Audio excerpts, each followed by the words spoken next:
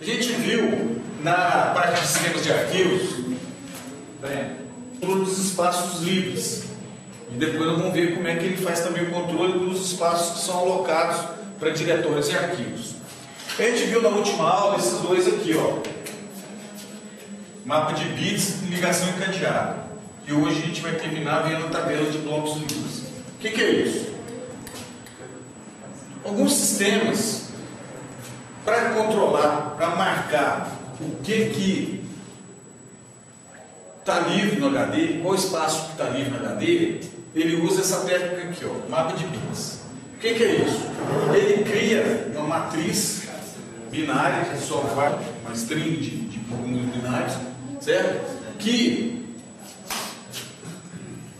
marca com os blocos do disco que estão ocupados e marca com 0 os blocos do disco que estão livres. Então, se ele precisa de espaço para armazenar um arquivo, ele sabe que ele vai poder armazenar esse arquivo naqueles blocos que estão marcados com 0, porque os blocos que estão marcados com 1, o segundo controle que a gente viu foi ligação encadeada. Na ligação encadeada, o sistema guarda o endereço do primeiro bloco livre no HD. E depois, no próprio bloco, tem o endereço do próximo bloco livre, que tem o endereço do próximo bloco livre, que tem o endereço do próximo endereço do primeiro bloco livre, e depois a ligação encadeada é justamente isso. Cada bloco livre indica, aponta para o próximo bloco livre, certo? É a segunda desse que a gente já viu, isso a gente viu na última aula. Para terminar hoje, tem essa técnica aqui, que é a tabela de blocos livres. Outra solução leva em conta um conjunto de segmentos de blocos livres.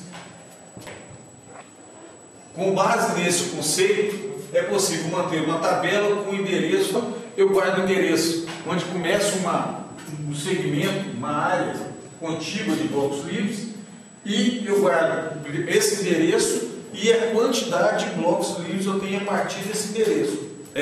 Esse é o sistema dos erros. Então eu já fiz primeiro do jeito para vocês poderem corrigir na apostila. Como é que ele está dizendo aqui? Como é que a gente interpreta essa tabela? Endereço do bloco 4, certo? Quantos blocos livres tem a partir do 4? 5 blocos livres. Então quer dizer que está o 4, o 5, o 6, o 7, o 4, né? 4, 5, 6, 7, 8. Então, são os blocos livres, certo? Depois, o próximo endereço é o 10. Então quer dizer que só o 9 está ocupado, certo? Aí o 10, e quantos a partir do 10? 1. Então, ele mesmo, beleza? Então, se eu fosse fazer essa tabela, se eu fosse fazer a memória,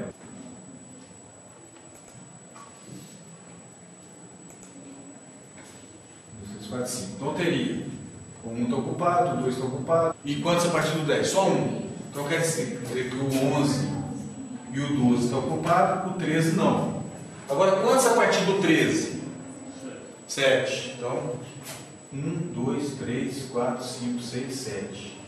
1, 2, 3, 4, 5, 6, 7, 8, 9, 10, 11, 12, 13, 15, 16, 17, 18, 19. Então quer dizer que esse cara aqui seria o bloco 19. Qual é?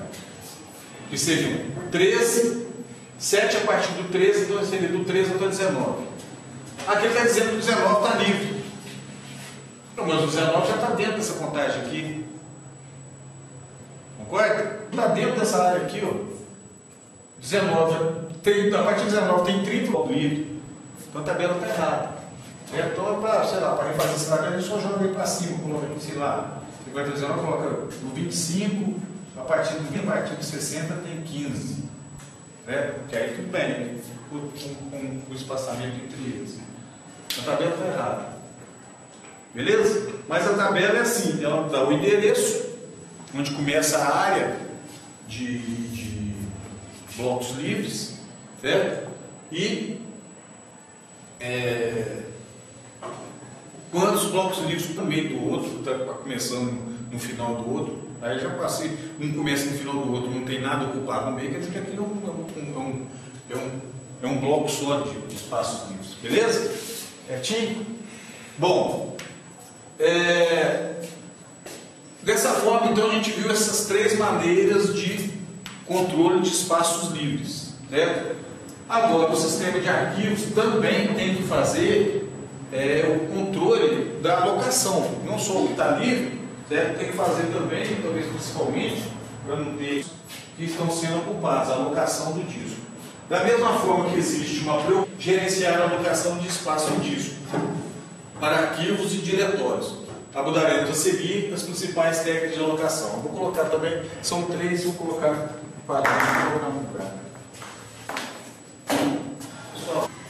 as três formas que a gente vai ver como o sistema controla, né, como nós vamos ver três delas: a alocação contígua, a alocação encadeada, que estão aqui no quadro, e a terceira que vou colocar depois, que é a alocação indexada. Bom, agora a gente tem que, diferente do que a gente estava fazendo antes, a gente estava vendo como é que é feita a alocação, como é que é feito o controle dos espaços livres. Agora a gente vê a tabela de espaços livres. Agora é diferente disso, é o contrário.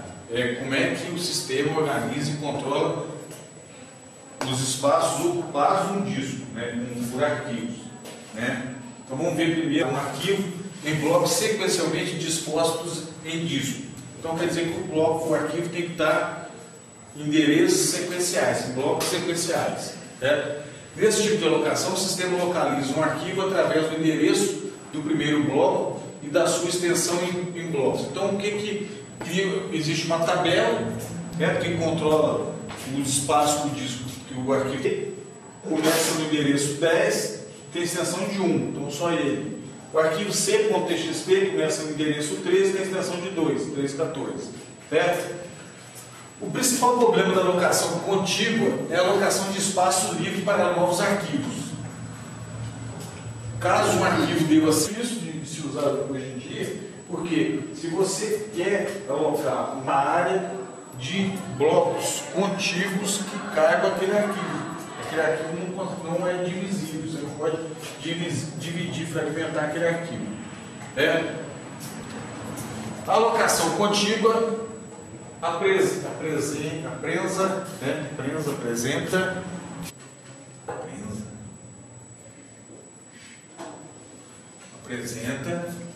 um problema chamado fragmentação dos espaços livres, vão se fragmentando em pequenos pedaços por todo o disco.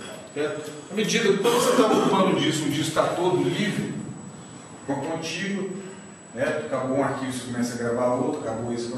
Mas à medida que você vai criando arquivos, eliminando arquivos, vai começando a fragmentar teu sistema, no meio dessa fragmentação.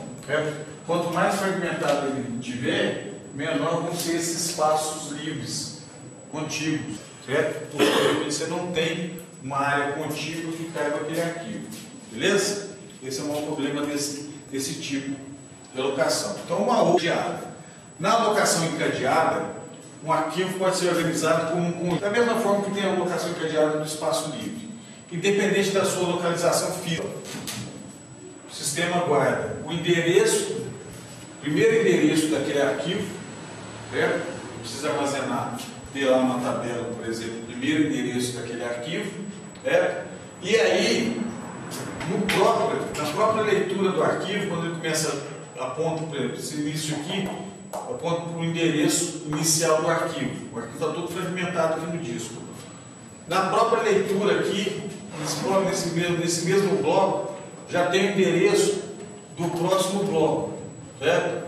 Quando você continua lendo o arquivo, você acabou de ler, continua lendo o arquivo, no final você lê o endereço que aponta para o próximo bloco, que tem o endereço que aponta para o próximo, que tem o endereço que aponta para o último bloco, certo? A vantagem daquele cara lá encadeado em relação contigo é que você agora já consegue fragmentar o arquivo, você não tem aquela necessidade de ter blocos livres contíguos, certo? Mas ele tem um problema sério. Você só lê o arquivo sequencialmente. Você não consegue, fazer um sistema que não seja o primeiro bloco. Depois, o restante do arquivo você vai lendo de forma sequencial, certo? Então isso é um dos problemas desse tipo de alocação encadeada. Um segundo problema é que você acaba usando uma parte desse bloco, ocupando uma parte, então você gasta uma parte da área de armazenamento daquele bloco com o endereço do próximo bloco. Se você imaginar um arquivo grande que ocupa um grande número de blocos, certo? Isso aí acaba sendo um valor que... Não? Bom, vamos ver o último então. Deixa eu ver esse último.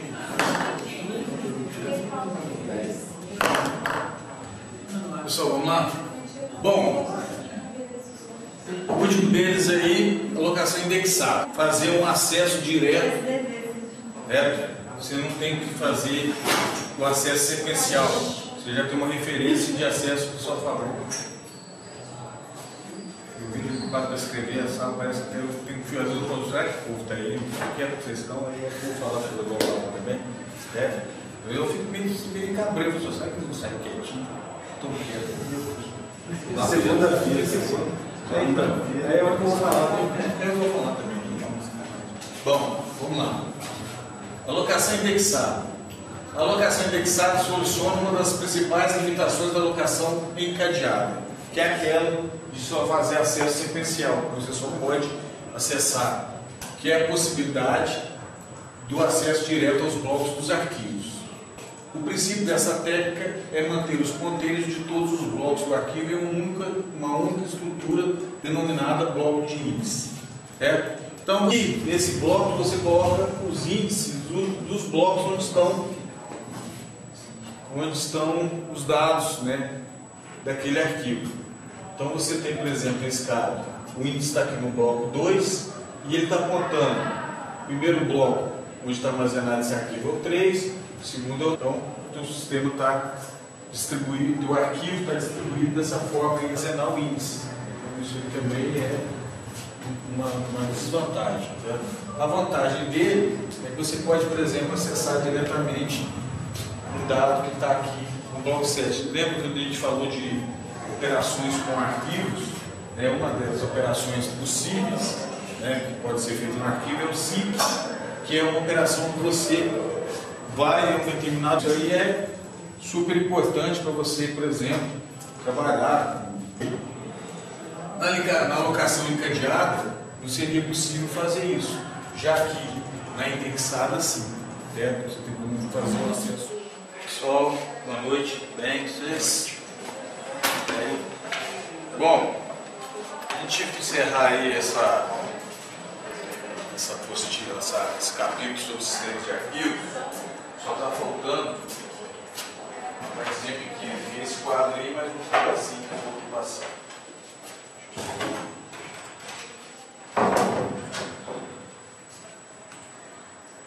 Bom, como eu falei no início, essa parte desse capítulo sobre o sistema de arquivos é o mais simples, manipula e usa bastante, né, no dia a dia. Então, de certa forma, individual de arquivos e diretórios. Então, né, você pode ter todos eles, né, com permissão de acesso aos sistemas de armazenamento, um HD, um pendrive, um sistema de memória secundária, né, compartilhado entre vários usuários ou várias aplicações. Você precisa implementar aí algum tipo de proteção de forma que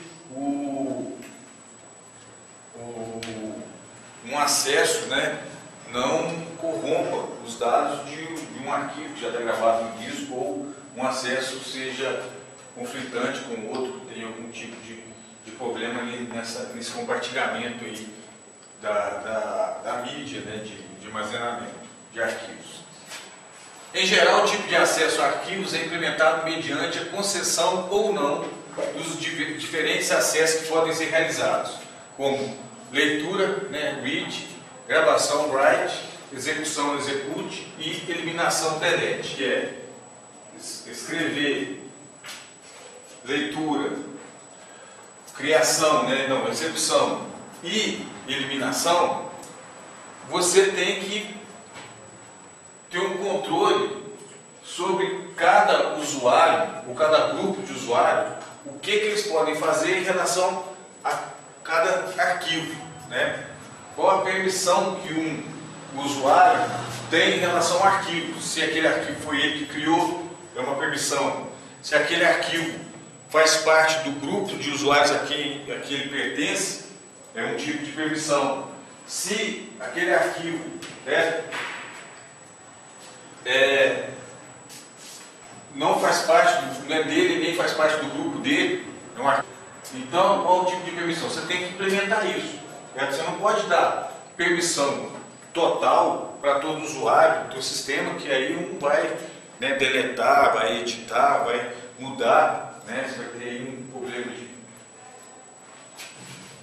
com os dados que estão gravados, se você der esse tipo de permissão a todos eles. Aqui para exemplificar aqui, eu aproveitei aquele sistema do Linux, que é usado no Linux, o pessoal que trabalha com Linux aí conhece bem, que ele usa, na verdade, uma palavra de 10 bits, e essa palavra de 10 bits é que vai indicar quais são as permissões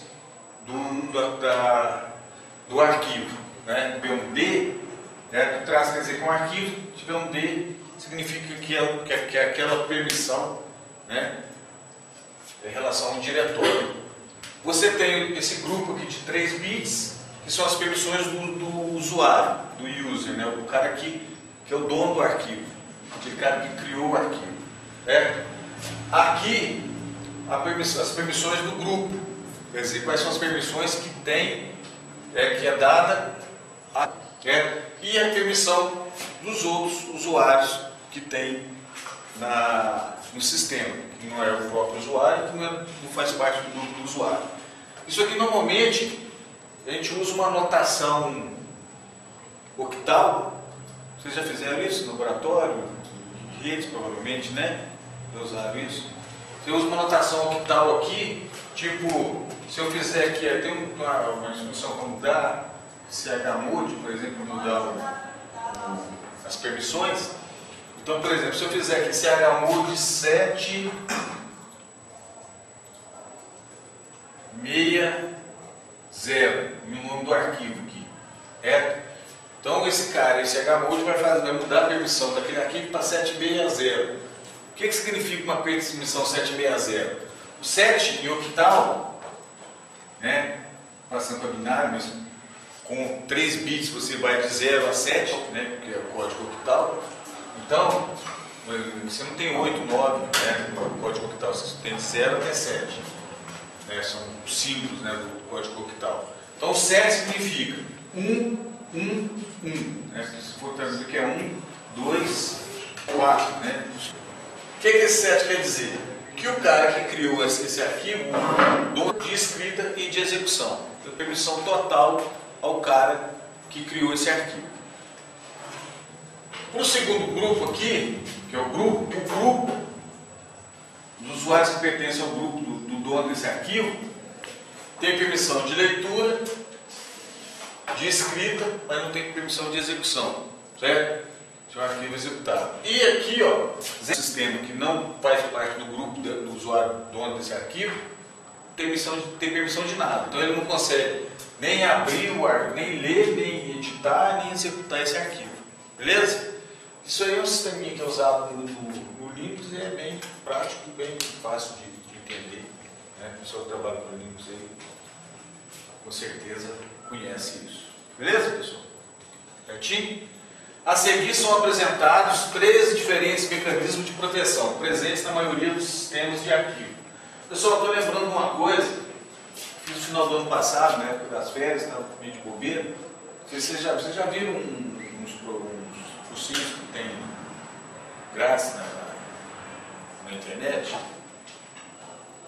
Uns cursinhos bem interessantes. Eu fiz um de segurança de sistemas, do Bradesco, rapidinho você faz, legal, bem básico, mas é bem legal para a gente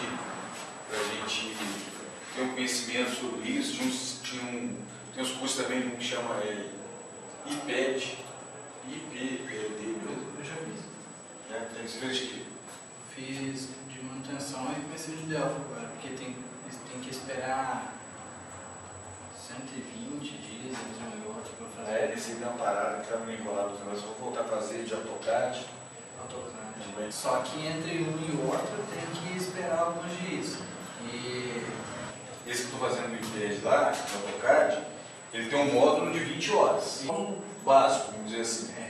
Aí, o legal é esse módulo básico você faz sem pagar nada, na faixa. Né? Aí, se você gostou, achou um curso interessante, aí você paga lá, quanto? 50 reais? Mas não.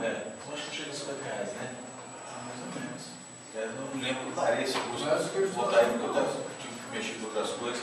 Mas ele, aí depois, se você gostou daquele curso que você tipo uma introdução, você paga outra parte e faz o módulo pago. Mas aí só o módulo gratuito, de repente, já é algum conhecimento, alguma base que a gente tem. Eu achei bastante interessante. Tem também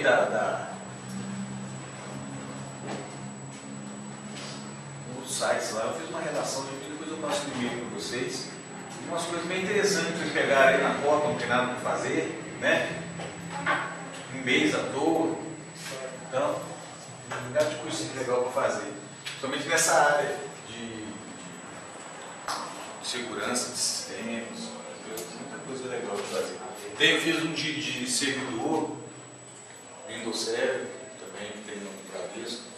Foi bem básico, mas é legal de fazer, você sempre aprende alguma coisinha, né? E também serve, por exemplo, eu fiz esse de segurança, mas porque queria ter negócio de comprovação de carga horária, né? Trabalhos extra-classe, como é que chama? Atividade complementar. Hein? Atividade complementar. Isso, então.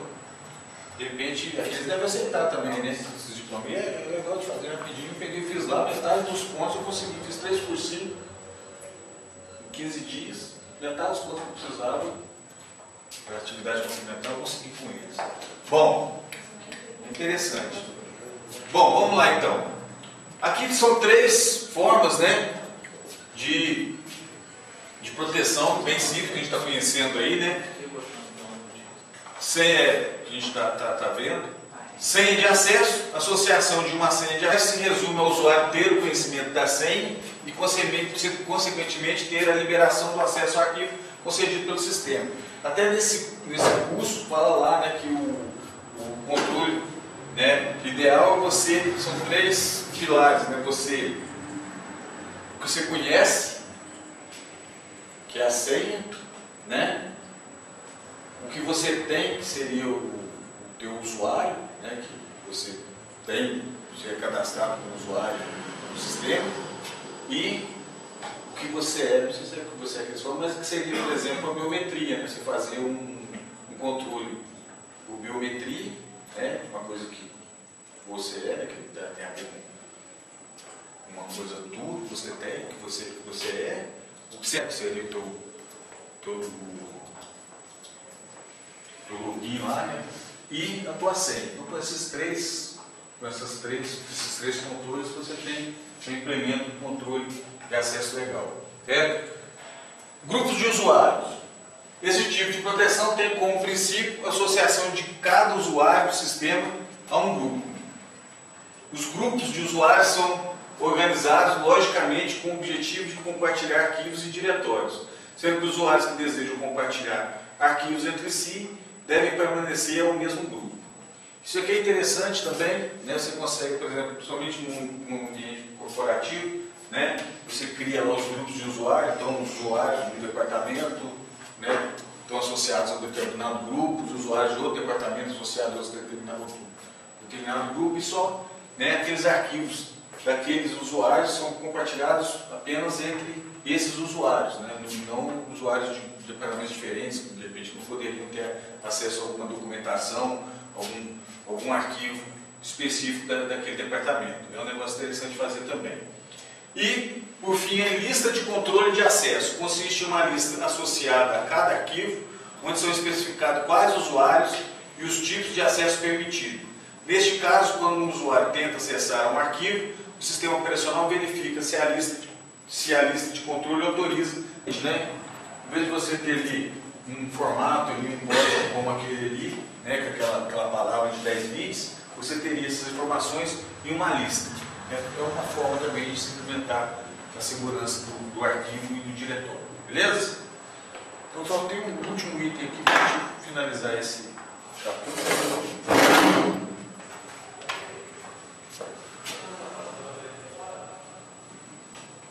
O disco é bastante lento se comparado com o acesso à memória principal, devido à arquitetura do disco magnético.